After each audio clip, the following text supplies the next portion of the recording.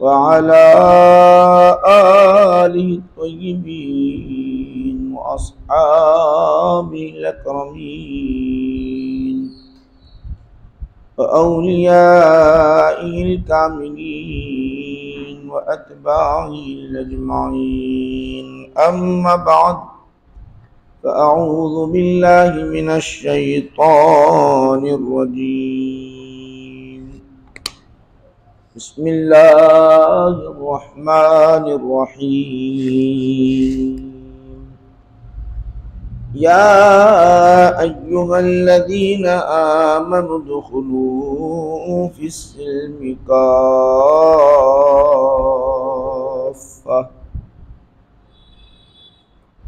सदक़ल्लाहु मौलानल अज़ीम। वक़ाल तआला फ़ी शानि हबीबिही इन्नल्लाह व मलाइकतहू युसल्लूना अलन नबी या अय्युहल्लज़ीना आमनू सल्लू अलैहि व सल्लिमू तस्लीमा। अल्लाहुम्मा सल्लि अला सय्यिदिना मुहम्मद व अला आलिहि व सहबिहि अफ़ज़ल सलवातिका व अदद मालूमातिका व बारिक व सल्लिम। बुज़ुर्गान मिल्लत, अज़ीज़ान गिराम क़द्र, मुअज़्ज़ज़ सामईन, प्यारे नौजवानों, अजीज़ साथियों,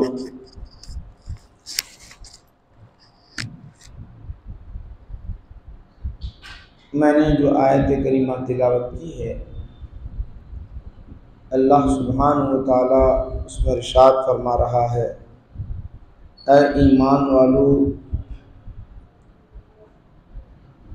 इस्लाम में कामिल तौर पर दाखिल हो जाओ, मुकम्मल तौर पर दाखिल हो। या अय्युहल्लज़ीना आमनू, ऐ ईमान वालों, उदखुलू फिस्सिल्मी काफ़्फ़ा, इस्लाम में मुकम्मल तौर पर दाखिल हो जाओ।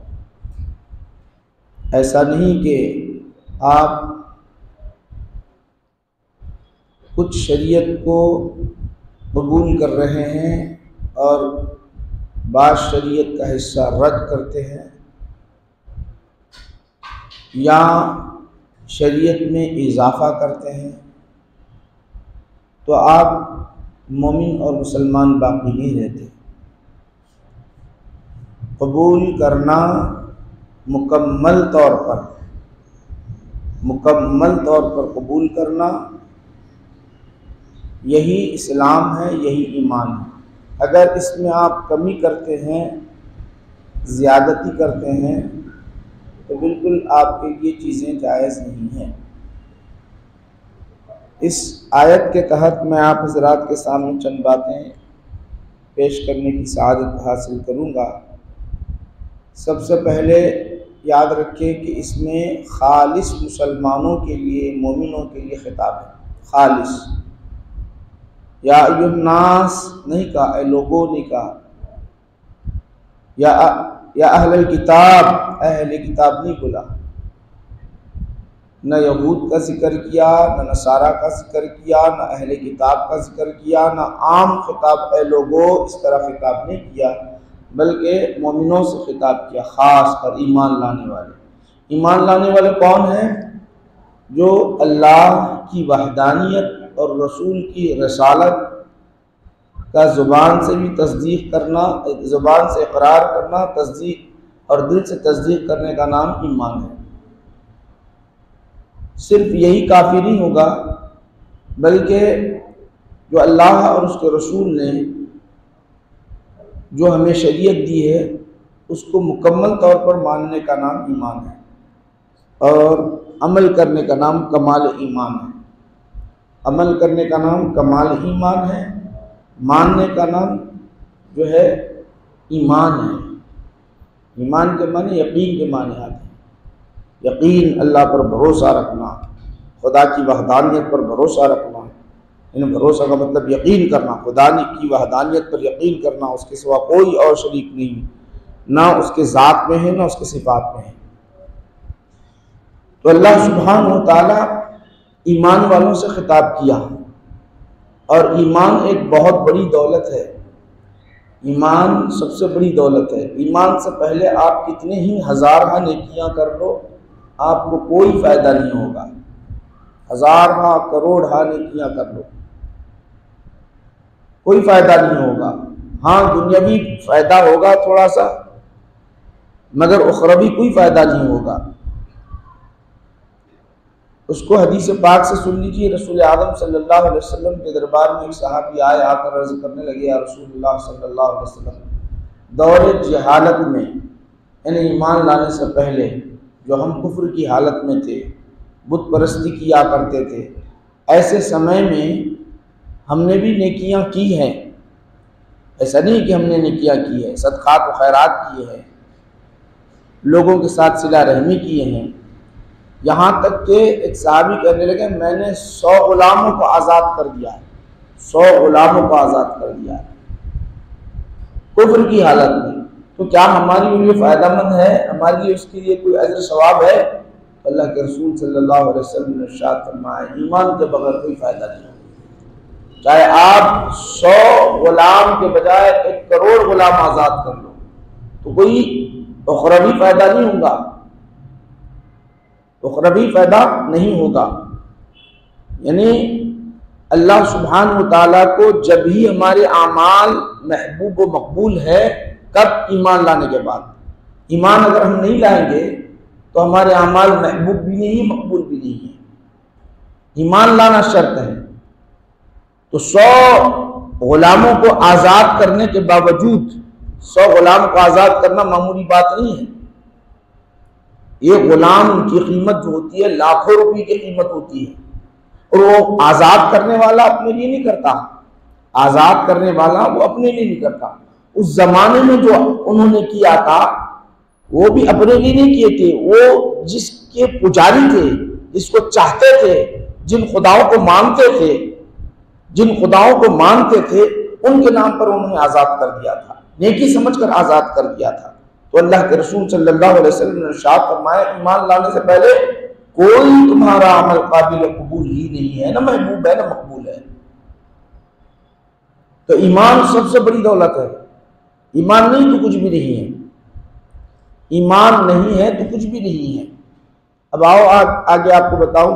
ईमान है तो आपका मुख्तसर सा अमल, आप यूं समझ लो कि एक दिन की आपको हयात मिल जाए, या आधे घंटे की हयात मिल जाए, आधे घंटे की हयात मिल जाए, 1 घंटे की हयात मिल जाए, और उससे पहले आपकी जो जिंदगी बीती है, गुनाहों में, खताओं में, जुर्म में, पाप में गुजरी, मगर 1 दिन की हयात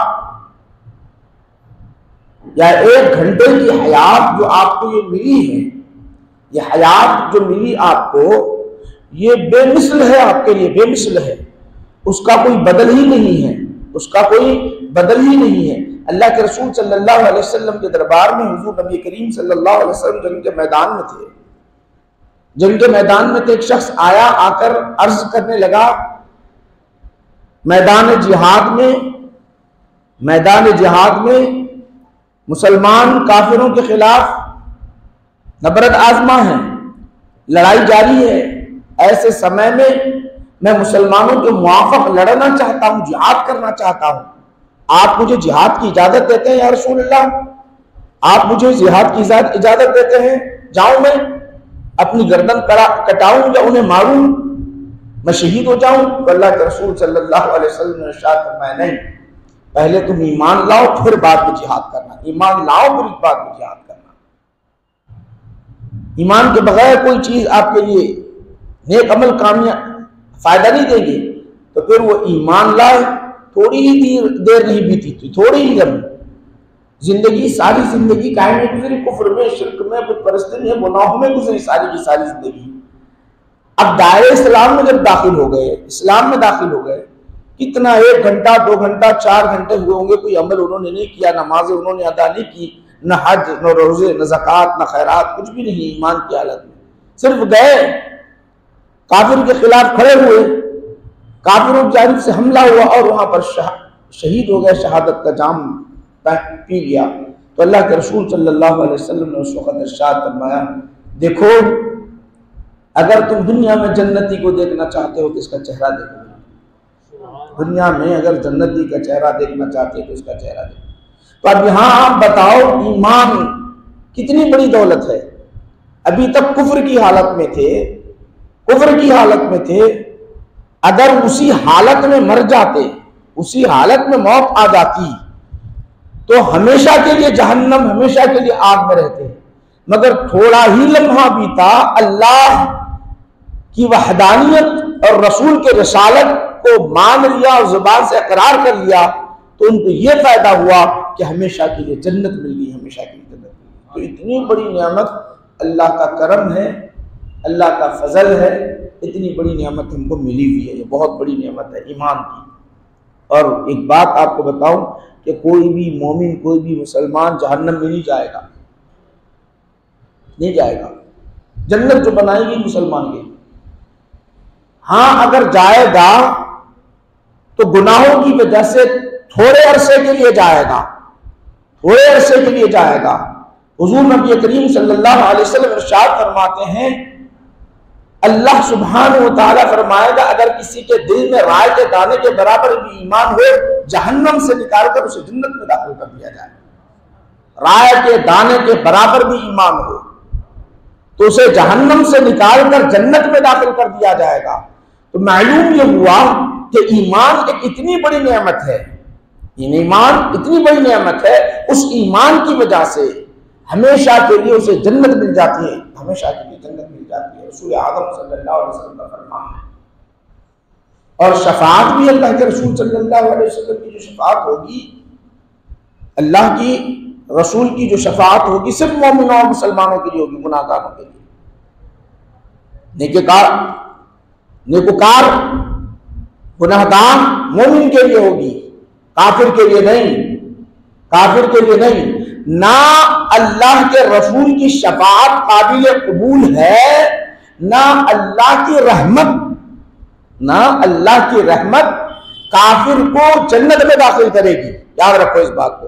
जहां अल्लाह की रहमत किसी काफिर को जहन्नम से जन्नत में नहीं डालेगी, उसी तरह रसूलुल्लाह की शफाअत किसी काफिर के लिए काबिल कबूल नहीं होगी। याद रखो, यहां दो बातों को जहन में रख ले, सिर्फ हम एक जहत को नहीं देखें। जहां अल्लाह सुब्हानहू व तआला ने काफिर के लिए हमेशा के लिए जहन्नम, हमेशा के लिए जहन्नम मुख्तस कर दिया।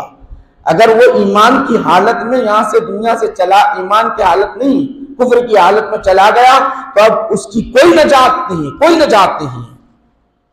गरचे अल्लाह सुब्हानहू व तआला माफ कर दे, काफिरों को भी माफ कर दे, हर एक को माफ कर दे, मगर उसने कानून बना दिया है, ईमान लाओ तो मेरी रहमत तुम्हारे लिए कारगर होगी।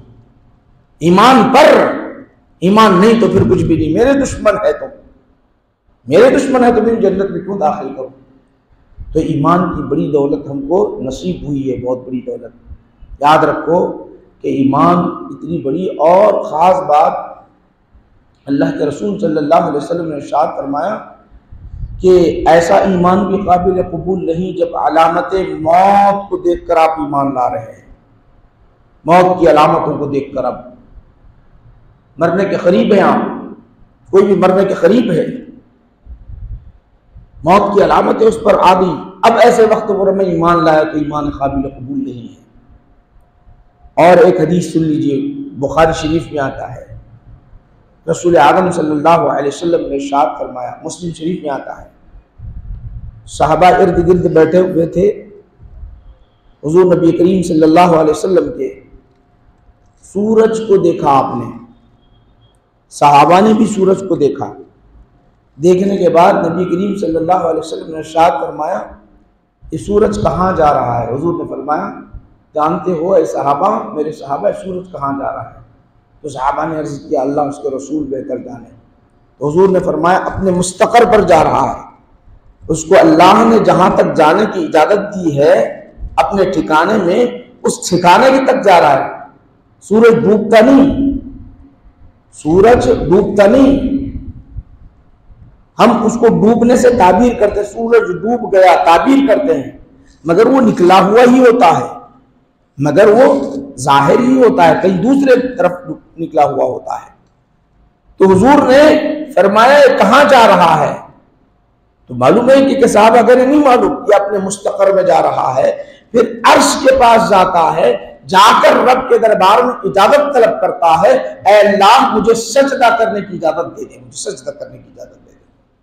तो अल्लाह उसे सजदा करने की इजाजत देता है, अल्लाह के दरबार में सजदा करता है। कैसे करता है वो अल्लाह ही बेहतर जाने, लेकिन हदीस पाक में आता है, मुस्लिम शरीफ में है कि अल्लाह के दरबार में जब सूरज डूबने लगता है तो ऐसे समय में अल्लाह के दरबार में क्या करता है, वो सजदा करता है, अल्लाह के दरबार में सजदा करता है। हुजूर ने उस वक्त इरशाद फरमाया, एक लम्हा ऐसा आएगा वो सजदा करने के बाद फिर कहेगा, वो इजाजत तलब करता है, ऐ परवरदिगार आलम फिर निकलूं मैं, फिर जाहिर हो जाऊं, तो अल्लाह इजाजत देगा, हाँ जाहिर हो जाओ। तुलू मशरिक से होता है, मगरिब में डूबता है, मशरिक से होता है, तुलू मगरिब में डूबता है, डूबने से ताबीर करते हैं। तो अल्लाह इजाजत देता है, हर दिन ऐसी होता है, हर दिन ऐसी होता है, सजदा करता है, अल्लाह रोज इजाजत देता है, एक दिन ऐसा आएगा, एक दिन ऐसा आएगा, अल्लाह के दरबार में सजदा करके इजाजत तलब करेगा, परवरदिगार आलम फिर मैं निकलना चाहता हूं। अल्लाह कहेगा अब जहां तू डूबा था वहीं से निकल, जहां तू डूबा था वहीं से निकल, वहीं से निकल। ये जुमला क़यामत की अलामतों में से होगा, या क़यामत की अलामतों में से होगा। क़यामत की निशानी होगी, मगरिब से तुलू होगा सूरज, तो क़यामत आ गई। तो हुजूर फरमाते हैं ऐसे वक्त सूरज मगरिब से अगर निकला हुआ है, तो ऐसे वक्त अगर कोई काफिर ईमान लाया तो ईमान काबिल कबूल नहीं है। देखिए आपको बताना चाह रहा हूं, पहले से ईमान लाया तो काबिल कबूल है। सूरज डूब रहा है, अलामत क़यामत जाहिर हो चुकी है, तो ऐसे वक्त अलामत क़यामत को देखकर आप ईमान ला रहे हैं, दुरुस्त नहीं है। मौत के अलामतें आप देख रहे हैं, ऐसे वक्त ईमान ला रहे हैं, तो काबिल कबूल नहीं है। ये अल्लाह का शुक्र है, अल्लाह ने हमको पहले ही सेहत के हालत में ईमान की तौफीक दी। सबसे बड़ी नेमत है, सबसे बड़ी नेमत है, सबसे बड़ी नेमत, इससे बढ़कर हमारी कोई नेमत नहीं है। इसीलिए अल्लाह ईमान सबसे बड़ी नेमत है। तो अल्लाह ने कहा, या अय्युहल्लज़ीना आमनू, ऐ ईमान वालो, ऐ ईमान वालो, मेरा दम भरने वालों, मुझ पर अपनी जाने निछावर करने वालों, मेरे रसूल पर अपनी जाने निछावर करने वालों, ऐ मेरे महबूबो, कामिल तौर पर इस्लाम में दाखिल हो जाओ, आधे नहीं, मुकम्मल तौर पर दाखिल हो जाओ। अल्लाह का हुक्म है। अब रहा कामिल तौर पर दाखिल होने का मतलब क्या है, मुख्तसर अल्फाज में बता रहा हूं, मैं थोड़े से अल्फाज के अंदर बता रहा हूं, जो कुरान करीम की आयत करीमा के तहत जो है कामिल तौर पर दाखिल होने का मतलब क्या है, उसकी वजाहत जो है कुरान करीम में अल्लाह सुब्हानहु व तआला ने खुद इरशाद फरमाया, मा आताकुमुर रसूल फखुदूहु व मा नहाकुम अन्हु फंतहू। क्या मतलब, जो अल्लाह के रसूल तुम्हें दे दे वो ले लो, और जिन चीजों से मना करे उससे रुक जाओ। मुख्तसर आपको इस जुमले के अंदर एक ही जुमला है, एक ही जुमले के अंदर सारी बातें आ गई। जिन जिन चीजों से अल्लाह के रसूल मना फरमा दे उससे रुक जाओ। शराब पीने से मना किए, रुक जाओ। जिना करने से मना किए, रुक जाओ। चोरी करने से मना किए, रुक जाओ। माँ बाप की नाफरमानी करने से मना किए, रुक जाओ। शिर्क करने से मना किए, रुक जाओ। बुत परस्ती करने से मना किए, रुक जाओ। गलत कामों में झूठ बोलने से मना किए, रुक जाओ। जिन जिन चीजों से मना किए उस चीज से रुक जाओ, और जो जो चीजें तुम्हें दिए हैं उसे अदा करो। नमाज पढ़ने का हुक्म दिया उसे करो, रोजा रखने का हुक्म दिया उसे अदा करो, हज करने का हुक्म दिया साहिब इस्तिताअत पर उसे अदा करो, इसी तरह ज़कात अदा करने का हुक्म दिया साहिब माल पर उसी तरह उसको अदा करो। तो जिन चीजों का तुम्हें हुक्म दिया है उसे करो और जिन चीजों से मना किया उससे रुक जाओ। ये है ईमान मुकम्मल। यहाँ के इसकी वजाहत हो रही उदखुलू फिस्सिल्म काफ़ा, जो अल्लाह के रसूल दे दे। और खास बात आपको यहाँ पर एक बात बारीक सी बात बता दूं ताकि आपके जहन में बैठे, मा आताकुमुर रसूल, रसूल दे दे। अब यहाँ गौर करो, मा आताकुमुल्लाह बोल के नहीं बोला, अल्लाह दे दे। गौर करो आप, जो अल्लाह दे दे तुमको, ये नहीं बोला। मा आताकुमुर रसूल, जो रसूल दे तुमको शरीयत, जो रसूल दे तुमको शरीयत ले लो। तो मतलब क्या हुआ, अल्लाह ने हमारे रसूल को मुख्तार कुल बनाकर भिजाया। जब ही तो अल्लाह ने कहा जो कुछ दे दे ले लो और जिससे मना करे उससे रुक जाओ। जो दे वो कुछ अपनी जुबान हिलाना नहीं, एतराज करना नहीं, कुछ बोलना नहीं। इसीलिए आपको मैं बताना चाह रहा हूं, हुजूर नबी करीम सल्लल्लाहु अलैहि वसल्लम पर वही नाजिल हो रही थी। आका नबी करीम सल्लल्लाहु अलैहि वसल्लम पर वही नाजिल हो रही थी। वही क्या थी जानते हो? हजरत जिब्राइल ने रब की बारगाह से पैगाम पहुंचा दिया। क्या पहुंचाया? जिनके पास ज़ादो राहिला है, ज़ादो राहिला यानी सफर का खर्च किसी के पास है तो उस पर हज फर्ज है, हज फर्ज है। ये वही नाजिल हुई। अल्लाह के रसूल सल्लल्लाहु अलैहि वसल्लम ने सहाबा के दरमियान ये फरमा दिया, अल्लाह ने तुम पर हज को फर्ज किया, अल्लाह ने तुम पर हज को फर्ज कर दिया। फमन फरद फीहिल हज फला रफसा, अल हज अशहुरुम मालूमात। अल्लाह सुब्हानहु व तआला ने हज को फर्ज कर दिया। यह आयत पढ़कर सुना दी अल्लाह के रसूल सल्लल्लाहु अलैहि वसल्लम। एक सहाबी कहने लगे, या रसूल अल्लाह, अभी वो उतर रही ही आयत उतर रही है, हुजूर ने सुना दिया। सहाबी कहने लगे, या रसूल अल्लाह, क्या हर साल हज फर्ज है? सवाल कर रहे हैं। शाने नुज़ूल आके जिब्रील आके सुना रहे हैं, आपने सुना दिया। क्या हर साल आमीन अफी कुल्ली आमीन या रसूल अल्लाह, अफी कुल्ली आमीन या रसूल अल्लाह, क्या हर साल फर्ज है या रसूल अल्लाह? हुजूर खामोश रहे, खामोश रहे। जब वही रुक गई तो फरमाने लगे, सुनो, मैं जब खामोश रहूं तो सवालात नहीं करना। अगर मैं कहता, तुम जब सवाल कर रहे थे, तुम क्या सवाल कर रहे थे? क्या हर साल हज फर्ज है? अगर मैं नाम कह देता, हाँ कह देता, तो तुम पर हर साल हज फर्ज होता और तुम पर जो है हर साल हज फर्ज होने के बाद अगर तुम न करते तो गुनाहगार हो जाते थे, गुनाहगार हो जाते। मैं अगर कह देता, आला नाम अगर मैं कह देता तो इख्तियार रसूल है, इख्तियार रसूल है। सिर्फ मैं कह देता, अल्लाह वो चीज को फर्ज कर देता। और जब अल्लाह फर्ज कर देता तो अगर तुम नहीं अदा करते तो गुनाहगार हो जाते, गुनाहगार हो जाते थे, गुनाहगार हो जाते। मा आताकुमुर रसूल फखुदूहु व मा नहाकुम, मा आताकुमुर रसूल। अब यहां हमारे पास सबसे बड़ी परेशानी यह है कि बाज़ हजरात हालांकि अपने आप को मुफ्ती भी बोलेंगे, आलिम भी बोलेंगे, फाजिल भी बोलेंगे और सब बोलते हैं, सारी चीज़ें बोलते हैं, तहरीर भी यानी अच्छी ऐसा लाजवाब अंदाज में लिखते हैं, उम्दा किस्म से। फिर तकरीर में इतने बड़े मुफ्ती होने के बावजूद भी अपने आप को मुफ्ती बोलने वाले। नबी को भी शरीयत में तब्दीली का इख्तियार नहीं है। ये जुमला बोलना कहाँ तक सही है?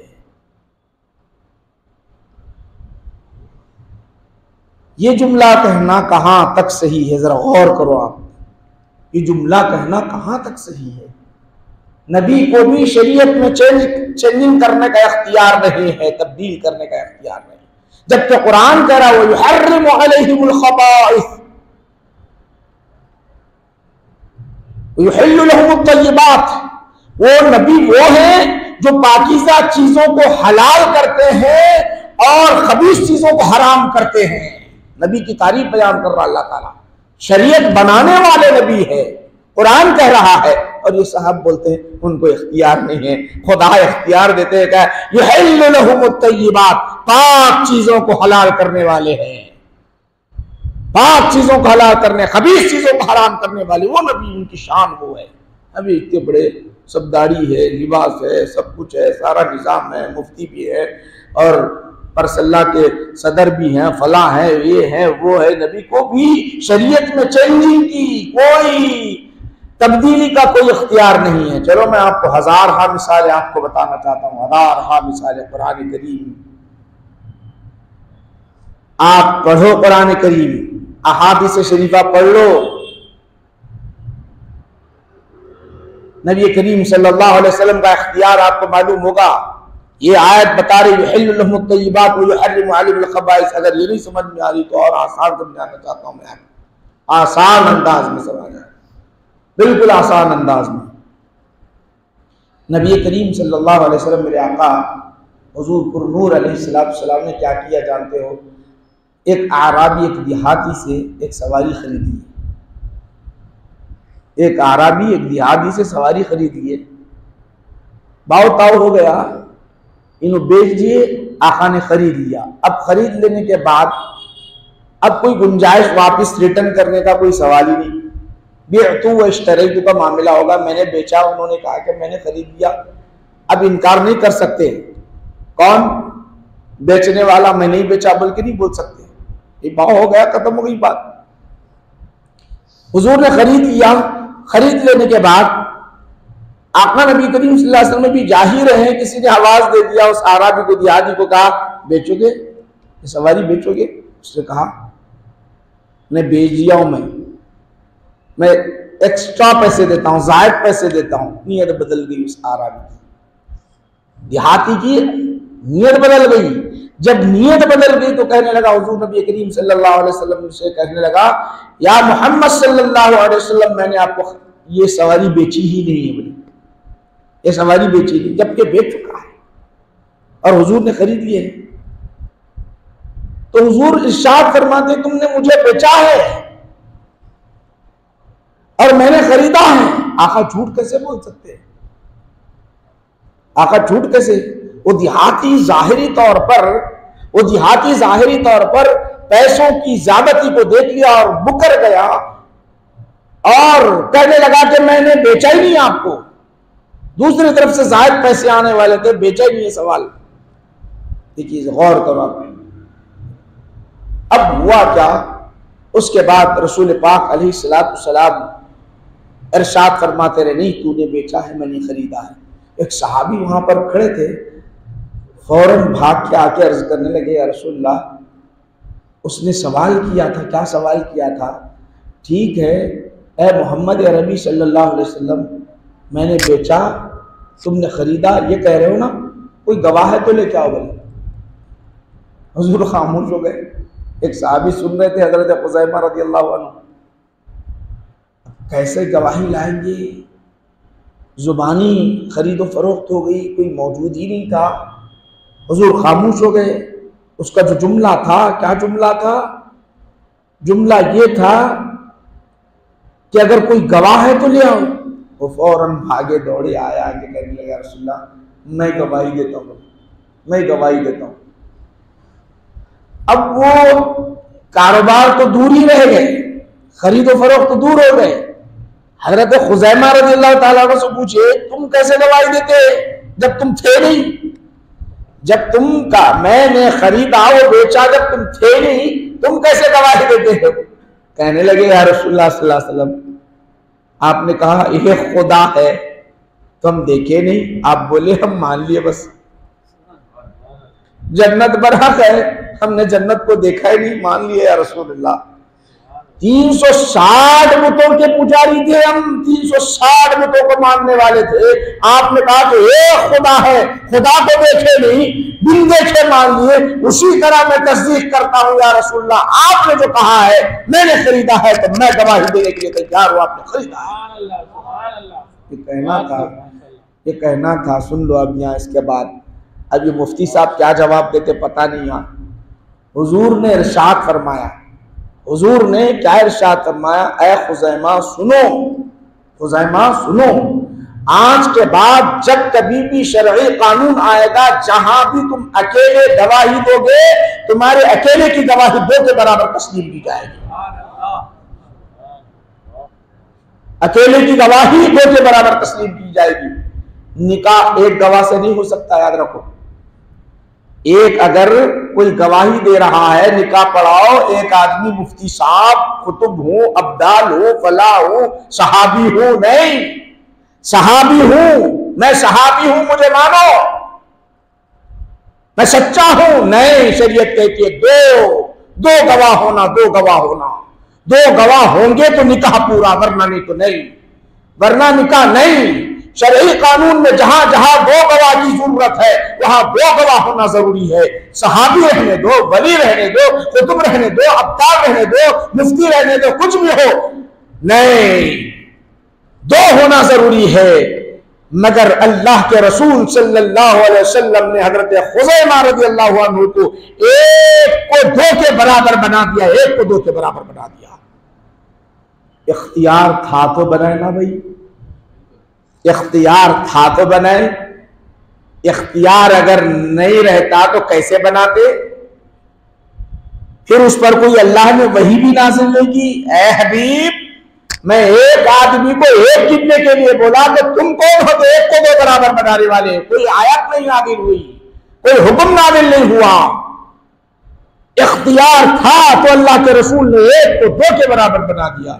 और अब बोलेंगे हमारे जैसे दिमाग के बाज, हमारे बल्कि जो बाज ऐसे हैं दिमाग रखने वाले, मानने को तैयार नहीं होते थे, उन्होंने बना के छोड़ दिए ना जी, क्या होता है बल्कि बोलेंगे, बना के छोड़ दिए ना, ऐसा भी दिमाग में आता।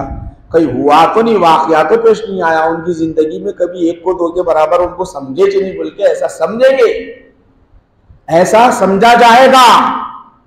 सुन लो, आपको बताना चाहता हूं, अल्लाह के रसूल की वो लाज रब ने बाकी रखी है। सुन लो, आपको बताना चाहता हूं, अल्लाह भी उससे राजी है जो मेरे रसूल ने अपना इख्तियार इस्तेमाल किया, उस इख्तियार का अल्लाह ने लाज रखी। कैसे लाज रखी? जब कुरान को यकजा जमा किया जा रहा था, यकजा जमा किया जा रहा था, तो उस वक्त क्या हजरत अबू बकर सिद्दीक रज़ियल्लाहु अन्हु का जमाना था, 4 सहाबा की जिम्मेदारी थी। वो जाते, एक सूरत अगर किसी को याद होती या किसी के पास लिखी हुई होती तो उससे भी सुनते और दूसरे से भी सुनते, फिर कुरान में लिखते थे, फिर कुरान में लिखते थे। कुरान जमा किया जाने लगा। अब आई बारी सूरह तौबा की आखिरी आयत, लक़द जाअकुम रसूलुम मिन अनफुसिकुम अज़ीज़ुन अलैहि मा अनित्तुम हरीसुन अलैकुम बिल मुमिनीना रऊफ़ुर रहीम। ये आयत के बारे में तलाश करते रहे, तलाश करते रहे। तो मैं बुखारी शरीफ जिक्र कर रहा हूं, मैं नहीं, सहाबा तलाश करते रहे। तो हजरत खुज़ैमा रज़ियल्लाहु अन्हु के पास लिखी हुई थी, उन्हें याद था, उन्हें याद था, उन्होंने फौरन दिया, ये कुरान में लिख दो, अल्लाह के कलाम में इसको लिख दो, रख दो, अल्लाह के कलाम में लिख दो, रख दो, यही। दूसरे सहाबी बोलने लगे, दूसरे सहाबी बोलने लगे, और एक गवाह को पकड़ लो, कोई गवाह है तो देखो, एक से बात नहीं चलेगी, 2 गवाह होना जरूरी है। उस वक्त साहबा फरमाते जरूरत नहीं है, अल्लाह के रसूल ने हजरत खुज़ैमा को अकेले को 2 के बराबर बना दिया, अब दूसरे के बात करने की जरूरत ही नहीं। इमाम बुखारी इस हदीस को लाए हैं, जगह जगह लाए हैं, एक जगह नहीं लाए हैं, जगह जगह लाए इमाम बुखारी। इख्तियार था, मेरे रसूल को इख्तियार था, वो इख्तियार का इस्तेमाल आपने किया, 1 को 2 के बराबर बना दिया, 1 को 2 के बराबर बना दिया। अब शरीयत में चेंजिंग की नबी को भी इजाजत नहीं है, ये बेअदबी नहीं, गुस्ताखी नहीं, तो क्या है? पूरी शरीयत उन पर उतरी, पूरी शरीयत उन पर उतरी, पूरे कवानीन उन पर उतरे, पूरे सारे के सारे कवानीन उन पर उतरे हैं, उनको इजाजत नहीं है। कैसी बात? जबकि कुरान कह रहा है युहिल्लु लहुम तय्यिबात व युहर्रिमु अलैहिमुल खबाइस मा अताकुमुर रसूल, जो दे वो ले लो, रसूल दे, अल्लाह दे बोल के नहीं बोला, अल्लाह दे बोले के नहीं बोला, जो रसूल दे वो ले लो। और ये अजीब सी बेअदबी की बातें करते हैं। याद रखो अल्लाह का करम है, जहाँ ईमान की तौफीक दी है वहाँ अल्लाह ने हमारी ईमान की हिफाजत इस तरह किया, बेअदब नहीं बनाया हमको, गुस्ताख रसूल नहीं बनाया हमको, बेअदब नहीं बनाया। ये बहुत बड़ा करम है, रब तबारक व तआला का बड़ा करम है, अल्लाह सुब्हानहू व तआला का बड़ा करम है। ईमान की हिफाजत हमारी इस तरह हो रही है। याद रखो कि कामिल तौर पर इस्लाम में दाखिल हो, कामिल तौर पर नहीं। मैं थोड़ा ले लेता हूँ, थोड़े पे अमल करता हूँ, बाकी पे नहीं। मालूम है आपको, गौर करो, हजरत अबू बकर सिद्दीक रज़ियल्लाहु अन्हु का ज़माना आया, खलीफा बने। खलीफा बनते ही एक जमात बोली, मैं हम नमाज भी पढ़ते हैं, हम रोज़ा भी रखते हैं, हम हज भी अदा करते हैं, हम अल्लाह की तौहीद भी कबूल करते हैं, रसूलुल्लाह की रिसालत को भी मानते, सब करते हैं, हम सारे चीज़ों पर अमल करते हैं, सारी चीज़ों पर अमल करते हैं, मगर एक चीज़ हम नहीं अदा कर सकते, वो है ज़कात। ज़कात नहीं देते बोले। तो सैयदना अबू बकर सिद्दीक रज़ियल्लाहु अन्हु ने कहा कि अल्लाह के रसूल ने जिन जिन चीजों को तुम्हें दिया है उनको मानना पड़ेगा, उसमें से थोड़ा भी इनकार करेंगे तो हम तुम्हारे साथ जिहाद करेंगे। फरमाया हम तुम्हारे साथ जिहाद करेंगे। तो क्या हुआ, वो ज़कात के मुनकिर थे, ज़कात के मुनकिर थे। तो हजरत अबू बकर सिद्दीक रज़ियल्लाहु अन्हु के अल्फाज सुन लीजिए, आपको मैं बताना चाहता हूँ। सैयदना अबू बकर सिद्दीक रज़ियल्लाहु अन्हु ने क्या कहा जानते हो? हुजूर के जमाने में अगर एक बकरी का बच्चा या एक रस्सी दिया करता था ज़कात में, एक रस्सी का टुकड़ा या बकरी का बच्चा दिया करता था हुजूर के जमाने में, अगर आज वो इनकार करता है तो मैं उसके खिलाफ जिहाद करूंगा, जिहाद करूंगा। फरमाया जिहाद किसके खिलाफ होता है? काफिर के खिलाफ होता है। जिहाद काफिर के खिलाफ होता है, मुसलमान के खिलाफ नहीं होता। मान तो रहा है, अल्लाह को मान रहा है, रसूल को मान रहा है, नमाजों को मान रहा है, ज़कात हज को मान रहा है, मगर ज़कात नहीं मान रहा। अल्लाह के रसूल ने एक कानून, जितने कानून दिए थे उसमें से एक कानून का इनकार कर रहा है। तो हज़रत अबू बकर ने कहा कि नहीं, जो दिए पूरे के पूरे मानो, वरना नहीं तो मुमिन नहीं हो सकते। इसीलिए कहा या अय्युहल्लज़ीना आमनू उदखुलू फिस्सिल्मि काफ़ा, मुकम्मल तौर पर दाखिल हो जाओ, मुकम्मल तौर पे दाखिल होना है। मुकम्मल तौर पे अगर आप दाखिल नहीं होंगे तो मुसलमान नहीं कहला सकते। माशाअल्लाह, अल्लाह का करम है, अल्लाह का फजल है, ये अल्लाह का बहुत बड़ा एहसान है। उसका एहसान का हम हक अदा कर ही नहीं सकते, नहीं, बिल्कुल नहीं अदा कर सकते उसका।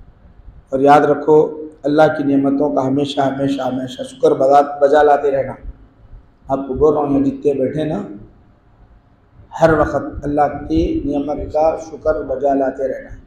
तभी नेमत मिली, छोटी बड़ी जो भी नेमतें मिले, शुक्र बजा लाते रहना, शुक्र बजा लाते रहना। नस्स क़तई है, लइन शकरतुम लअज़ीदन्नकुम, अगर तुम शुक्र बजा लाओगे मेरी नेमतों का, मैं ज़्यादा दे दूँगा। समझाऊँगा ये बात को, मैं अपनी बात को ख़त्म कर देता हूँ। कैसे ज़्यादा? बहुत करोड़ों मिसालें होती, वो दिखाई नहीं देती।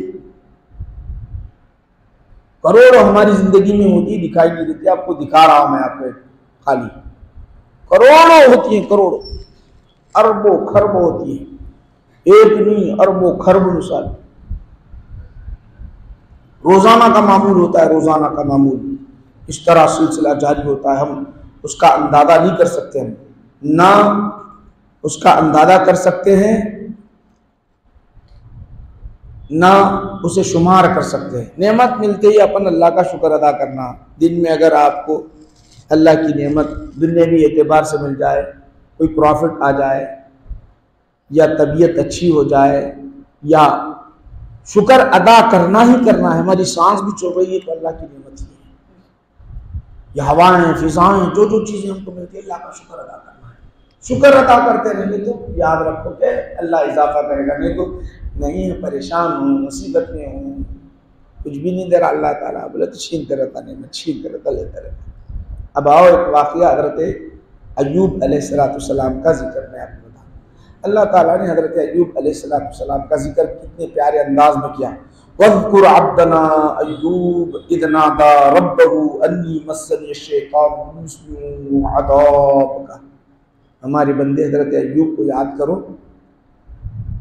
अय्यूब अलैहिस्सलाम को अल्लाह ताला ने बहुत आजमाया, आजमाइश में ज़िंदगी गुजरी उनकी, ऐसी आजमाइश में ज़िंदगी गुजरी कि हर एतबार से आजमाया उनको।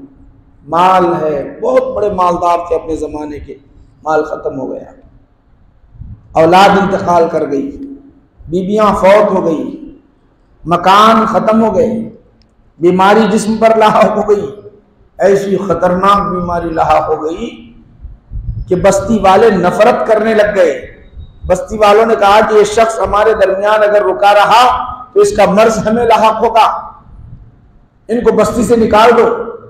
तो हजरत अय्यूब अलैहिस्सलाम को बस्ती से निकाल कर बाहर कर दिया गया। सब्र करते रहे, दौलत चले गई, औलाद चले गई, बीवियां फौत हो गए, मकानात चले गए, दुकानात चले गए, कारोबार चले गए, मर्ज लाहक हो गया, यहाँ तक कि बात करने वाला कोई नहीं है। वो सब्र करते रहे, सब्र करते रहे, आजमाइश की साबिरीन में से सब्र करते रहे। सब्र करते करते एक लम्हे पर अल्लाह के दरबार में दुआ करते, अब दुआ कर रहे हैं वज़्कुर अब्दना अय्यूब, उस दुआ का जिक्र अल्लाह कर रहा है। याद करो मेरा बंदा अय्यूब कितना प्यारा है। इज़ नादा रब्बहू, जब अपने रब को बुलाया, किस अंदाज से बुलाया। अन्नी मस्सनी शैतान, शैतान ने मुझे छू लिया है परवरदिगार आलम, शैतान ने मुझे ये अपने गिरफ्त में ले लिया है, जिसकी वजह से मुझे मर्ज लाहक हो गया, मान लुट गया, औलाद चले गई, बीबियां फौत हो गई, मकानात खत्म हो गए। अल्लाह के दरबार में शिकवा नहीं किया, शैतान ने मुझे छुआ, जिसकी वजह से सब कुछ लाहक हुआ। बिनुस्बिन व अज़ाब, मशक्कत में भी पड़ गया, अज़ाब में मुब्तला हो गया। अल्लाह को याद करना था, अल्लाह को याद करना था। अल्लाह सुब्हानहू व तआला ने दुआ कबूल कर दी। सब्र था, अब सब्र का फल अल्लाह ताला ने इस तरह दिया। सुनो आप, सब्र का फल कैसे दिया जानते हो? सब्र का फल ऐसे दे दिया कि मरे हुओं को जिंदा कर दिया, उनकी औलाद जो मरी हुई थी जिंदा कर दिया, मकानात लौटा दिए, बीबियों को जिंदा कर दिया, दौलत वाफिर मकदार में आ गई, दौलत वाफिर मकदार में आ गई, सब का सब जैसा पहले था वैसे हो गया, सारा का सारा वैसे हो गया। दुआ मांगी, दुआ कबूल हो गई। सब्र करते रहे, सब्र का फल अल्लाह ने दे दिया। जैसे ही अल्लाह ने ये नेमत दे दी, ये सब नेमत दे दी, औलाद दे दी, औलाद एक नेमत मिली, बीबियां और एक नेमत मिल गई, मकानात नेमत मिल गए, वो अल्लाह का शुक्र अदा करने लगे। वो क्या करने लगे? अल्लाह का शुक्र अदा करें। अल्लाह का शुक्र अदा कर रहे हैं।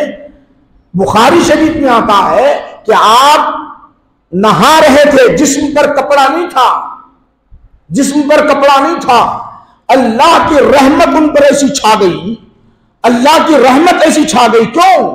उन्होंने शुक्र अदा किया, नेमत जो मिली उस पर अल्लाह का शुक्र अदा किया, अल्लाह की रहमत ऐसी छा गई। आप पूरी तारीख उठाकर देख लीजिए इंसानियत की, कहीं ऐसी मिसाल आपको नहीं मिलती जो शुक्र अदा किए। रहमत ऐसी छा गई, टिड्डियां जो है टिड्डियां आ गई, अतराफ अकनाफ मंडलाने लग गए। कौन सी टिड्डियां थी? सोने की टिड्डियां थी, सोने की टिड्डियां, सोने की टिड्डियां आ गई, हम सोच भी नहीं सकते। सोने की टिड्डियां आकर हजरत अय्यूब अलैहिस्सलाम के जिस्म से टकराने लग गई, आकर गिरने लग गई। तो हजरत अय्यूब अलैहिस्सलाम समेट समेट कर अपने घर रखने लग गए, सारे के सारे वो खजाने भरने लग गए। एक समा छा गया। समा क्यों छाया? समा इसलिए छाया कि मेरे शुक्र, मेरी नेमत का इसने शुक्र अदा किया है तो देख मैं अपनी रहमत कैसे लुटाता हूं। लुटाते जा रहा है, रब लुटाते जा रहा है, ये लूटते जा रहे हैं। फिर खुदा खुद पूछ रहा है, अय्यूब मैंने तुम्हें सेहत दे दी, दौलत दे दी, ये काफी नहीं है? फिर मेरी ये जो है रहमत को लूट रहे हो। अर्ज करने लगे, परवरदिगार आलम तू जितना लुटाता है हमें लूटने में उतना ही मजा आता है। परवरदिगार आलम हमें लूटने में उतना ही मजा आता है। तो अल्लाह सुब्हान व तआला जब उसको नेमत देता है, उसका शुक्र अदा करता है तो बेहिसाब अपनी नेमतों से, बेहिसाब। अगर आप शुक्र नहीं अदा करेंगे, नेमत की नाशुक्री करेंगे तो छीन लेता, सीधा सीधा सीधा सीधा छीन लेता। चल दिया था, शुक्र ही नहीं अदा करा तो अब मैं ले लेता हूँ। तो माशाअल्लाह अल्लाह का करम है, ये अल्लाह का फजल है। हमारे आका नबी करीम सल्लल्लाहु अलैहि वसल्लम की विलादत बासआदत का महीना है। हमको शुक्र, आपकी जो है आमद हमारे लिए सबसे बड़ी नेमत है। हम उस पर शुक्र अदा करते हुए उनकी मोहब्बत का, उनकी अज़मत का, उनकी रिफ़ात का, उनके मकाम का हम तज़किरा करते हैं, ये नेमत का इजहार करते हैं। तो ज़रूर ज़रूर हमें किस शक्ल में ये नेमत देगा जानते हो उसका बदला?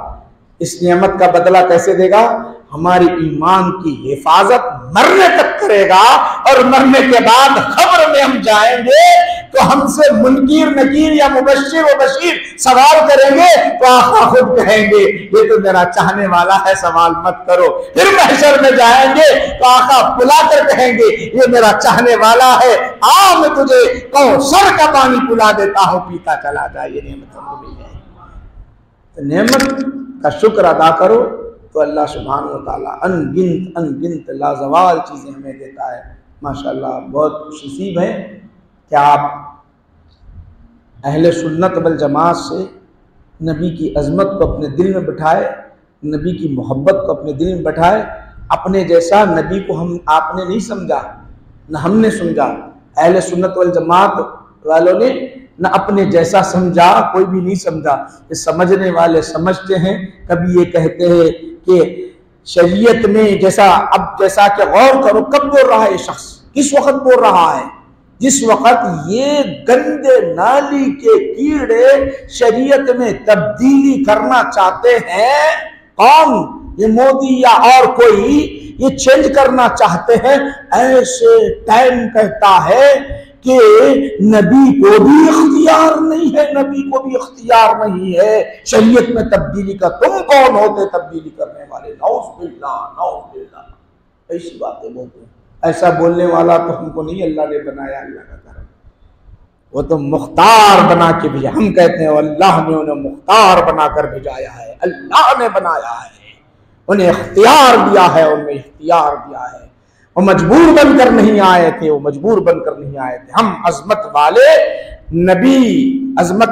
नबी मानते हैं, अजमत वाले नबी मानते हैं। ये अल्लाह का करम, ये अल्लाह का फजल है। माशाअल्लाह आज की नशिस्त हमारी यहीं पर ख़त्म होती है। इंशाअल्लाह अज़ीज़ आइंदा और एक दर्स हुजूर की अज़मत ही पर होगा। फिर उसके बाद कुरान का तर्जुमा मुसलसल हमारा जो चल रहा है तसलसल के साथ इंशाअल्लाह सुनते रहेंगे। अल्लाह के दरबार में हम दुआ करते हैं कि परवरदिगार आलम हमारी इस महफिल व मजलिस को कबूल फरमा, आने बोलने सुनने को कबूल फरमा। ऐ अल्लाह हम सब के गुनाहों को माफ़ फरमा, हमारे ख़ताओं को बख्श दे, हमें नमाजी बना दे, हमें नमाजी बना दे, सच्चे मुसलमान बना दे परवरदिगार आलम। या अल्लाह हमारी ज़ुबानों में असर पैदा फरमा, हमारा ख़ातिमा बिल खैर फरमा। सल्लल्लाहु तआला अला खैर खल्क़ि सय्यिदना मुहम्मद व आलिहि व अस्हाबिहि अजमईन। अल्हम्दुलिल्लाहि रब्बिल आलमीन।